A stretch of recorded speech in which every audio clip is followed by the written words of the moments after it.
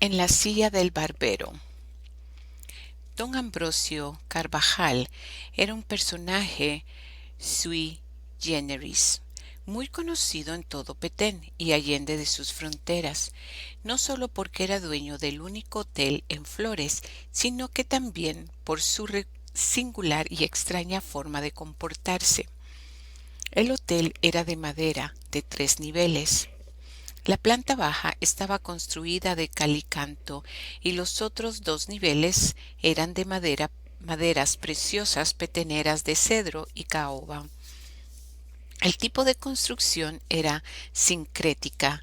En la planta baja era español con arcos fingidos estilo maya, pero la parte de madera del segundo y tercer nivel era de estilo caribeño inglés.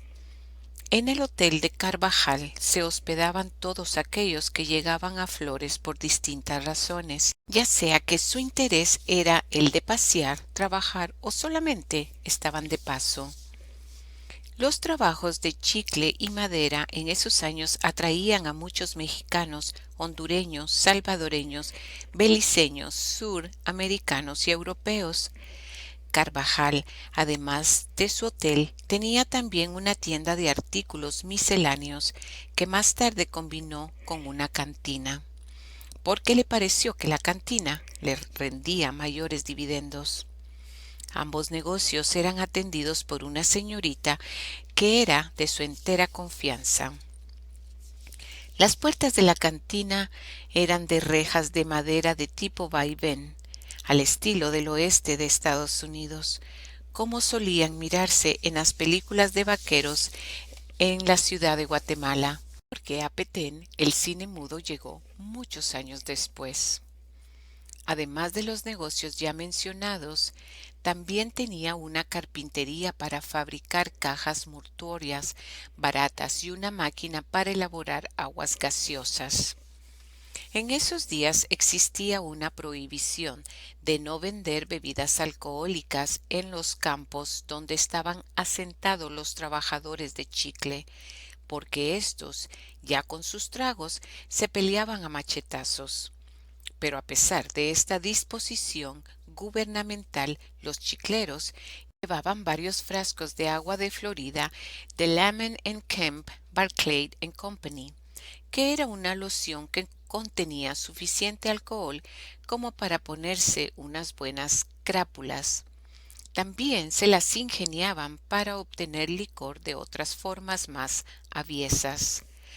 Carvajal, a sabiendas de esta prohibición, se las ingenió para mezclar licor dentro de las aguas gaseosas y enviarlas a los hatos de chicleros como si fueran refrescos. Era tan escurridizo que se escapó de ir a parar a la cárcel por este hecho delictivo, lo cual confirma el dicho que dice que la buena fortuna ayuda a los audaces. Este personaje era alocado, gritón y con la mirada distraída.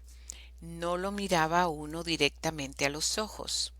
De tez blanca y aspecto achinado con labios gruesos y nariz achatada. Solamente vestía ropa de color blanco, con rayas o colores claros. No usaba cinchos sino que tirantes.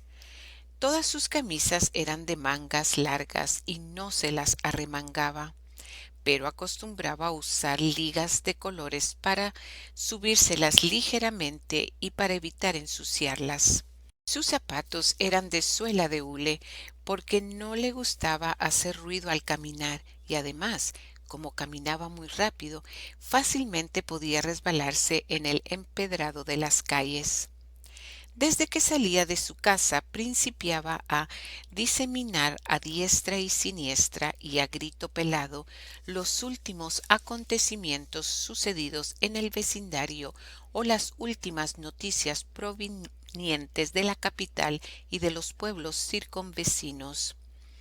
Las noticias o chismes los iba relatando con su voz chillona y fuerte a todos los vecinos que miraba en su trayecto mientras caminaba, y si las personas estaban ocupadas adentro de sus casas, tocaba la puerta para asegurarse de que lo estaban escuchando.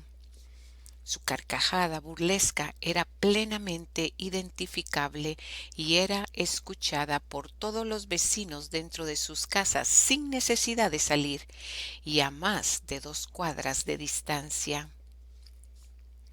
Cuando le interesaba que todos los habitantes de la isla de Flores se enteraran de alguna buena noticia de su familia, recurría a una bocina para amplificar su voz sonora y se trepaba al último nivel de su hotel, desde donde difundía la noticia, la cual era escuchada por casi todas las personas de la isla.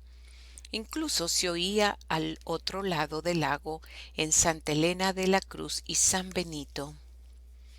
Era subteniente asimilado y le gustaba lucir su uniforme blanco y su espadín cada vez que había fiestas nacionales en el parque del pueblo. Algunas personas, cuando lo miraban pasar luciendo su uniforme blanco, se sonreían y comentaban que había comprado los despachos de ese rango y que era subteniente de dedo, con lo cual querían decir que no era militar estudiado ni había prestado servicio militar. No cabe duda que era un buen promotor de ventas, porque cuando su tienda cantina estaba vacía de clientela, le daba cuerda a su vitrola, ponía música ranchera mexicana y quemaba un par de pacas de ziquitracas y a la vez daba un par de gritos. La reacción inmediata era que se acercaban los parroquianos curiosos para averiguar qué estaba sucediendo y automáticamente ingresaban a su establecimiento para comprar en la tienda o para libar licor. Don Ambrosio tuvo la suerte de heredar no solo el hotel de 3 niveles, sino que también cierta cantidad de dinero. Cuentan que cuando su padre estaba postrado en la cama enfermo, Carvajal se acercó y con mucha cautela le preguntó que cuál iba a ser su herencia. Pero su papá, sumamente enojado, le respondió: tu herencia es ese lazo que está colgado detrás de la puerta y es para que te ahorques. No cabe la menor duda que ni su propio padre soportaba sus impertinencias. Sin embargo, y a pesar de todo, quedó bien heredado. En los cuartos del hotel solamente había catres para dormir. Los baños y los excusados estaban en el patio de la planta baja. Los huéspedes tenían derecho a dormir, pero si deseaban usar el excusado o retrete, tenían que pagar por el uso del mismo, porque no estaba incluido en el precio del hospedaje. Recuerdo que en una oportunidad uno de los clientes que usó el excusado salió del hotel rumbo a la calle y don Ambrosio lo vio. Se levantó de su hamaca precipitadamente, arreglándose los tirantes de su pantalón y gritando: «Chita, chita, corre y alcanza a ese hombre porque ya se va y no pagó la cagada». Le gustaba hacer alarde de los muchos negocios que había hecho, pero nunca antes de realizarlos. En ese sentido era muy cauteloso, y la razón que daba, con muy buen juicio, era que le podían comer el mandado. «Hay que moverse», era su dicho favorito, especialmente cuando encontraba a alguien en su propia casa durmiendo la siesta. «Despierten», decía, «ya tendremos tiempo de dormir todo lo que querramos cuando estemos muertos», sentenciaba. Compraba todo tipo de antigüedades, como cadenas y pulseras de oro, muebles, relojes, libros, monedas, y las llevaba a la capital para venderlas. Cuando se le preguntaba cuál era su secreto para hacer dinero, contestaba que no había ningún secreto, sino que sencillamente él lo traía en las venas. Era el mes de marzo de 1941, a escasos 3 meses de haber cumplido mis 10 años de edad.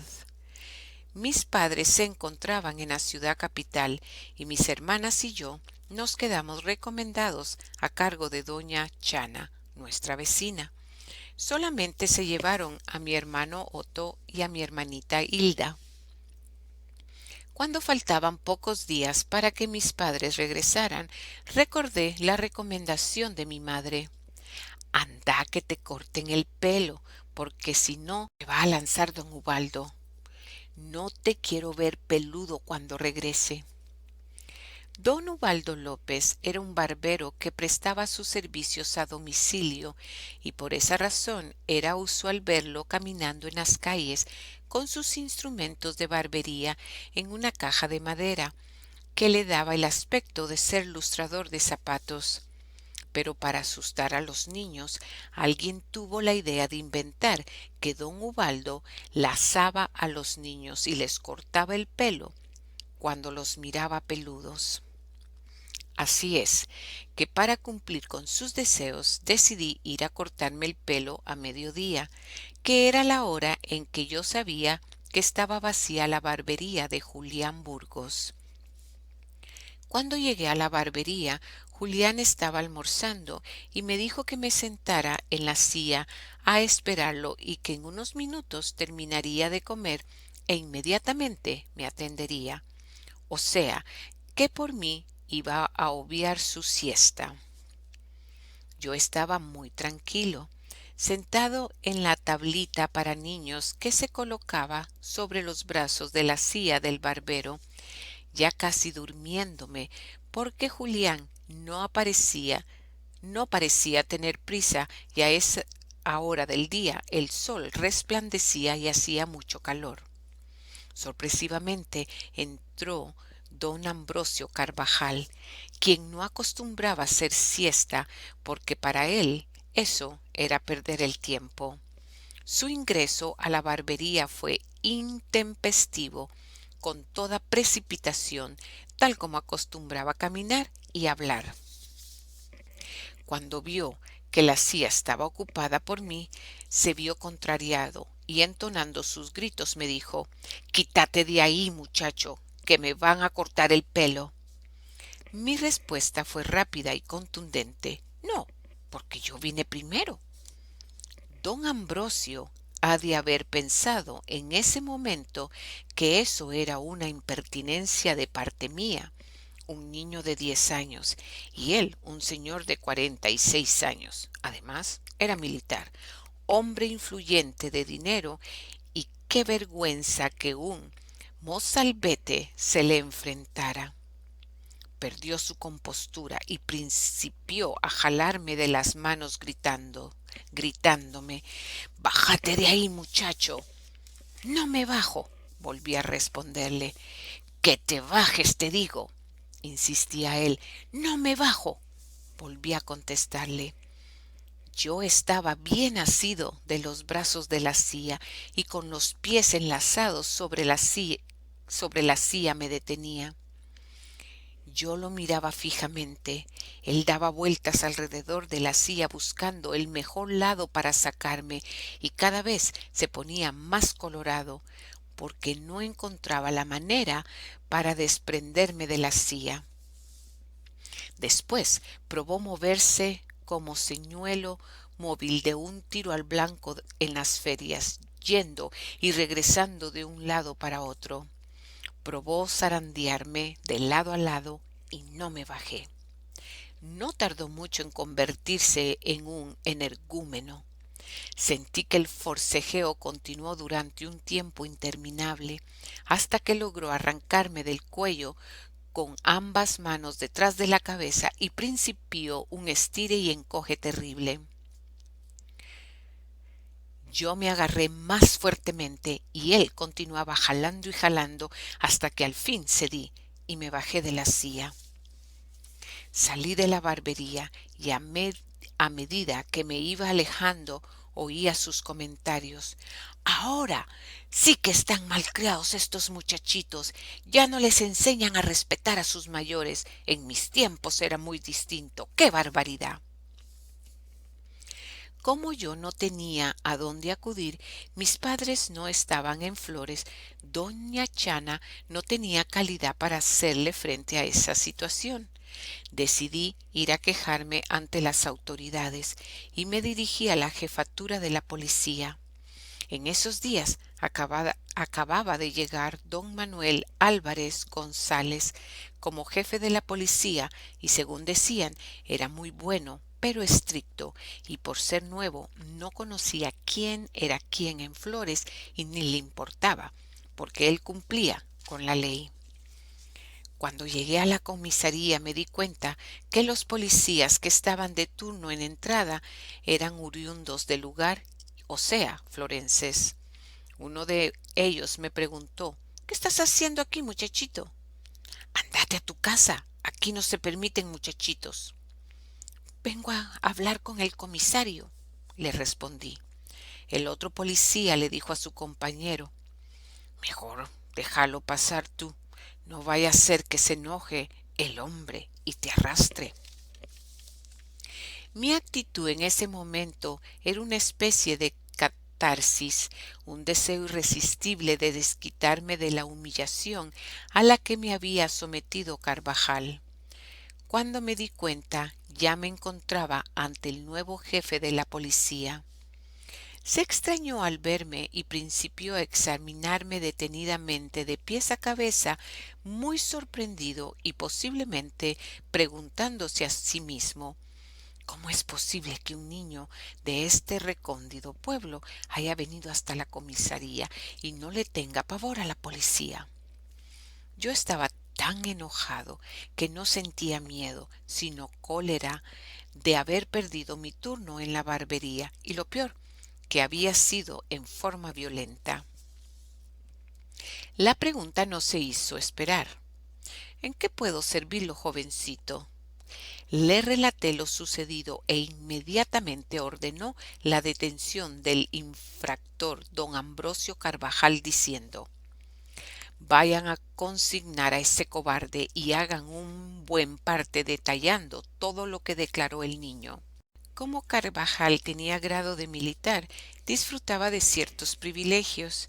No lo metieron al calabozo, sino que lo pusieron en lo que llamaban cuadra, que era un salón grande. Ahí tuvo que esperar 3 días hasta que regresó mi padre de Guatemala, porque yo no podía compadecer solo ante el juzgado por efecto que era menor de edad. Así es que una vez que fuimos citados a compadecer, tuve que relatar lo sucedido y nombrar 2 testigos que fueron el barbero Julián Burgos y un vecino, don Alfredo Morales. Carvajal declaró que cuando él ingresó a la barbería notó que yo estaba esperando en la silla y que él de buen modo me pidió que yo le cediera mi lugar, porque él tenía que arreglar un asunto muy urgente, por lo que yo accedí sin oponerme y que él de agradecido me había ayudado a bajar de la silla para que no me cayera. El barbero no deseaba comprometerse y sus respuestas fueron evasivas. Declaró que desde donde él estaba sentado comiendo no se escuchaba bien ni se miraba con claridad, que oyó voces pero que no entendió qué se estaba diciendo ni qué estaba sucediendo. Sin embargo, dijo, parecía que don Ambrosio estaba bastante alterado. Luego le preguntaron que quién había llegado primero y declaró que yo. Después le preguntaron que a quién le había cortado el pelo primero y naturalmente declaró que a Carvajal porque yo ya no estaba presente. El vecino de enfrente, quien durante el flagrante abuso cometido por Carvajal estaba meciéndose en su hamaca debajo de una champa a las 4 vientos, no anduvo con subterfugios y sin tapujos y en voz alta casi a grito, dijo que era totalmente falso lo declarado por Carvajal, porque él lo había visto y oído todo. Incluso aseguró que don Ambrosio era un prepotente, abusivo y loco, agregando que no le extrañaría que haya tenido sus tragos de licor para haber tenido el valor de hacer eso, y que él sugería que le pusieran un castigo para que ya no lo volviera a cometer un abuso contra un niño. Dadas las declaraciones de ambos testigos y las propias, parecía como que a don Ambrosio le darían un severo castigo, pero el juez, quien se decía era mi pariente, pero no había sido reconocido por mi abuelo, creo que para no comprometerse dejó su veredicto a criterio de mi padre diciendo: Don Manuel, diga usted si desea que se castigue a don Ambrosio Carvajal. Mi padre no pidió nada y por lo tanto no se hizo justicia, o sea que no se castigó al infractor. Mi madre no quedó satisfecha con lo sucedido, habiéndome dicho que mi padre debió haber pedido que refundieran a Carvajal en el calabozo por algún tiempo para que aprendiera la lección. Seguidamente dijo: Tu tata tiene que ver con la mujer de ese sinvergüenza y por eso no pidió nada contra él. Acordate cuando ibas pasando por su casa y ella te llamó para darte un frasco de chile para que se lo trajeras a tu papá. Otro día la recondenada pasó tocándole la puerta a tu papá diciendo: Nelito, Nelito, levántate, vamos a misa. Ninguna mujer casada que se aprecie haría eso. Mi madre era sumamente celosa, pero estaba diciendo la verdad, porque eso yo también lo presencié, aunque pudo ser que la esposa de Carvajal sabía que mi madre la celaba y por molestarle hacía eso. Se quedó pensativa por un rato y luego me preguntó que quién me había enseñado a acudir a las autoridades cuando algo así sucedía. Le pregunté a qué se debía su pregunta. Me recordó que no era la primera vez que me quejaba ante las autoridades, que ya antes había pedido que detuvieran y amarraran para observación al perro de los Tarjer Samos por haberme mordido en la pierna. Le dije que eso lo hice porque el doctor Talavera, amigo y compañero de estudios de mi papá, dijo que no había razón para que el perro me mordiera, porque yo solo había pasado enfrente de la casa y que por lo tanto existía la posibilidad de que el perro le estuviera principiando rabia y que lo mejor era despejar esa duda deteniendo al perro y amarrándolo en sanidad pública durante 8 o 15 días para evitar el riesgo de contagiar a otros perros o que mordiera a otras personas. Así es que solamente seguí las instrucciones del doctor Talavera. Se sonrió y luego expresó: No sé qué vamos a hacer contigo. Lo único que siento, le dije, es que el pobre Tono Tájer haya tenido que ir todos los días a darle de comer y beber a su perro a sanidad pública. Mientras tanto, Carvajal se volvió sumamente amistoso con mi padre, seguramente en agradecimiento, porque no pidió que le aplicaran todo el rigor de la ley. Ahora pienso que de repente Carvajal le hizo algunas concesiones a mi padre, las cuales no ha de haber podido despreciar, pero de eso yo no me enteré. Tuve la suerte de viajar con mi padre a varias partes del mundo y durante los trayectos nos enfrascábamos platicando de muchas cosas. Sin embargo, no entiendo por qué nunca vino a mi mente este suceso, con el fin de que yo le preguntara por qué razón no pidió nada contra Carvajal y también para que me refrescara los sucesos de este caso. Asimismo, para que me contara qué fue lo que se habló tras las rejas del juzgado cuando me pidieron que me retirara. Siendo yo ya adulto, me encontré con Carvajal varias veces, pero pareciera ser que de adrede fingía más demencia de la que le habían dado sus genes, porque se hacía el desentendido, como si pareciera de amnesia temporal voluntaria. Nunca me enfrentó para platicar del asunto, ni yo tampoco lo hice, de tal manera que todo quedó otra vez en el olvido, hasta ahora en que decidí destapar el pastel, para que quedara plasmado en letra escrita este incidente como testimonio de algo inaudito que me sucedió cuando aún era un niño escuelero de 10 años en un pueblo tan pequeño donde todos sabíamos quién era hijo de fulano, sotano, mengano y perencejo. Increíble, pero cierto. Este hecho puede comprobarse en los archivos del juez de paz de la Municipalidad de Ciudad Flores, Petén, Guatemala, 1940-1944, o en el de la Policía Nacional de Flores, Petén.